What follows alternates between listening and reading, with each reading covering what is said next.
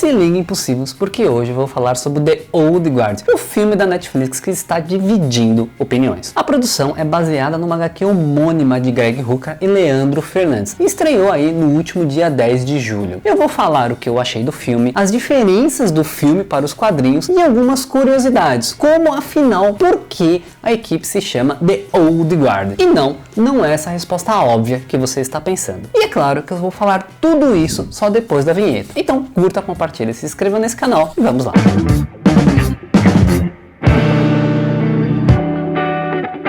Primeiro aviso, você viu que eu vou falar sobre curiosidades, as diferenças do filme e da HQ, então nesse vídeo vai ter spoilers, fica aí avisado. A HQ começou a ser publicada em 2017 pela Image Comics, porque sim, há vida além da Marvel e DC, e basicamente conta a história de um grupo de mercenários que inexplicavelmente são imortais. Andrômaca de Sita, ou a Andy, que é interpretada maravilhosamente pela Charlize Theron no filme, lidera esse grupo de mercenários aí, de guerreiros, que lutam durante os séculos por quem paga mais, ok? Só que afinal de contas, no século XXI, manter a imortalidade é algo muito difícil. E como esses caras já viveram bastante, eles sabem que há destinos muito piores do que a morte. E eu trouxe algumas coisas interessantes aqui para falar para vocês. Primeiro, o filme é dirigido pela Gina Prince Bittencourt, que é a mesma diretora que dirigiu A Vida Secreta das Abelhas de 2008, e foi escrito pelo próprio Rucka. Isso garantiu que o filme fosse extremamente fiel à HQ. Inclusive, dizem até que o Rucka exigiu em contrato que alguma cena dos quadrinhos tivesse na versão filmada, inclusive aquela em que o Nick e o Joey declaram seu amor. Agora vamos para o primeiro embate. Uma adaptação tão fiel aos quadrinhos assim é algo positivo? Eu li muitos comentários, vi muitas críticas falando mal do filme, porque afinal falam que no fim das contas ele só é mais um filme de ação no meio dos outros, com tiro, porrada e bomba e nada mais a agregar. Discordo. Sim, as cenas de ação são muito mais trabalhadas e muito mais fortes do que aquelas que apresentam os personagens, mas sinceramente eu até consigo captar ali algumas questões filosóficas desses guerreiros que andam pelos séculos. O que eu sinto é que não foi aprofundado mais sobre os personagens, porque afinal de contas é um filme de apenas 2 horas. Mas está lá, eles conseguem mostrar toda essa amizade ou esse laço que foi criado entre esses guerreiros que lutaram várias batalhas históricas, como as cruzadas, guerras napoleônicas, as guerras mundiais. E o principal, consegue demonstrar como viver demais deixou eles descrentes desse mundo. Exato, eles não querem lutar mais pelo mundo porque eles acham que o mundo não quer mudar. E isso tá lá.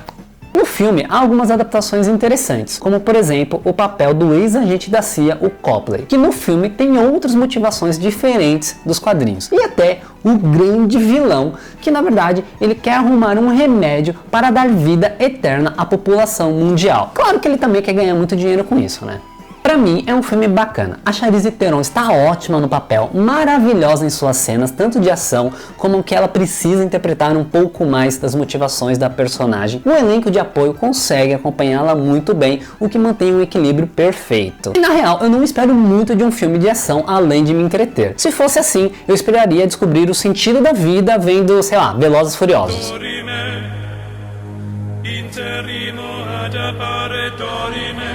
Ah, e só pra constar, lá no Tomatão, o filme tem 73% de aprovação da audiência. E se o filme não agradou alguns, por outro lado, tem gente falando muito bem da produção, principalmente da forma que foi apresentada o Nick e o Joe. O Joseph e o Nicolo se conheceram na primeira cruzada, que foi aí de 1096 a 1099. E só aconteceu porque o Papa Urbano II decidiu auxiliar os cristãos ortodoxos a libertarem a Terra Santa e Jerusalém do jugo muçulmano. E o filme até cita que o Nick e o Joe estão em lados opostos, e quando os cristãos decidiram invadir uma fortaleza muçulmana, eles se encontram e se matam. Exato, um mata o outro. O que acontece é que toda vez que eles acordam e enxergam um ao outro, eles se matam novamente. E ficam se matando repetidamente.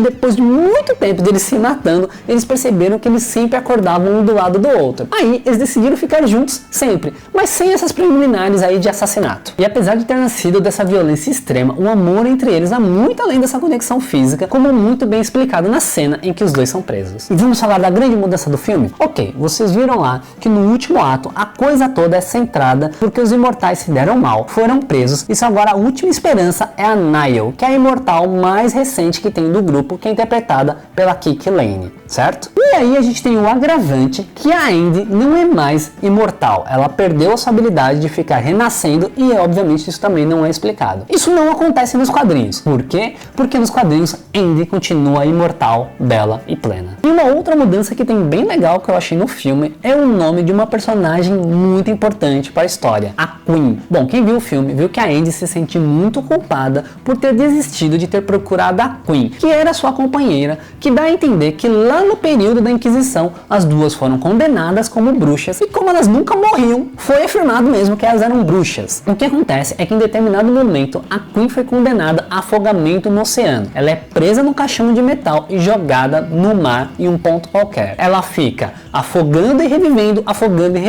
por muitos e muitos anos. Nos quadrinhos a Queen se chama Noriko e ela é japonesa.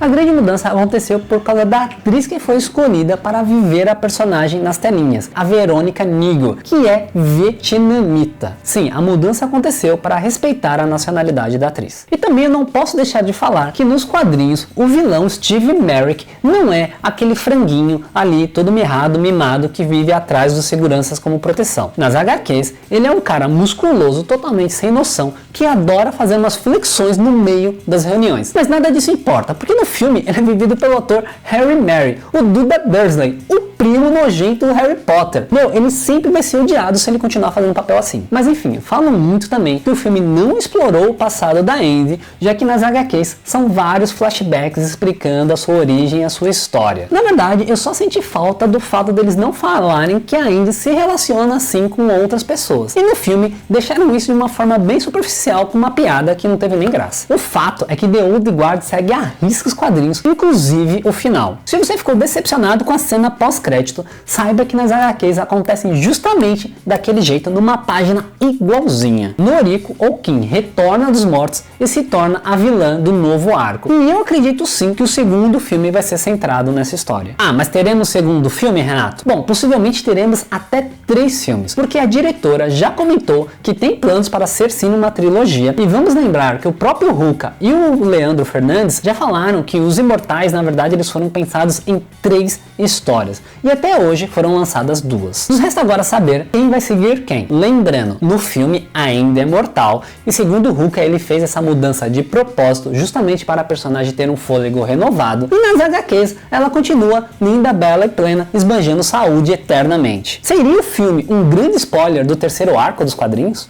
Fica aí a nossa dúvida. Tá, agora vamos para as curiosidades. Eu vou começar por aquela que deixou os brasileiros ali, ó, com aquela pulguinha atrás da orelha. Afinal, em uma das cenas, eles comentam da violência que acontece em São Paulo em 1834. E aí, a galera foi lá, toda no Google, perguntando o que aconteceu em São Paulo em 1834. E a resposta que eu achei foi basicamente nada importante historicamente.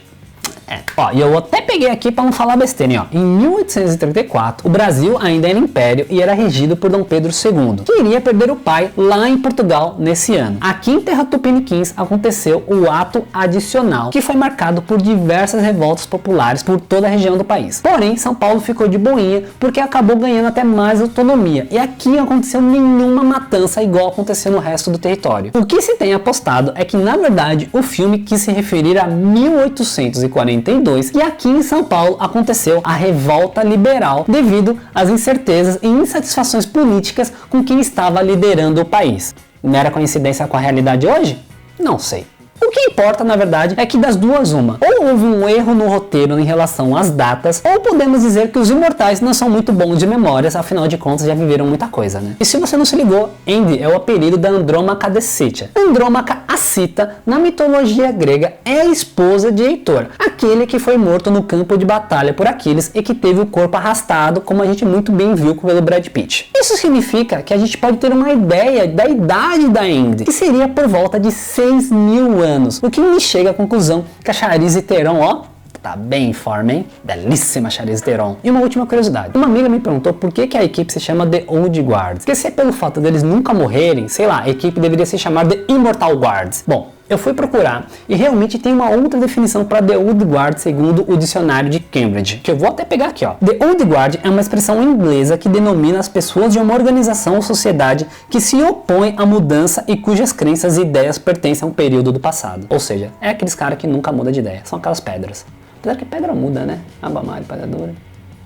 E para encerrar esse vídeo, eu tenho que dizer que o filme The Old Guard me deixou com muita vontade de ler a HQ. E eu vou fazer isso em versão português? Não, porque no Brasil ainda não foi publicado esse quadrinho. A minha grande aposta é que esse quadrinho poderia vir pela Devir ou até mesmo pela Intrínseca. E lá, se fosse forçar uma barra, uma surpresa, eu diria que até a Geektopia ou a Mino poderia trazer esse quadrinho aqui para as terras tupiniquins. E diz aí, impossíveis, quais seriam suas apostas de editoras para ver esse quadrinho publicado aqui no Brasil? Gostaram do filme? Gostaram desse vídeo? Deixa aqui nos comentários, fala pra mim se esse filme te surpreendeu ou se foi mais uma decepção da Netflix. Curta, compartilha, se inscreva nesse canal e até o próximo vídeo.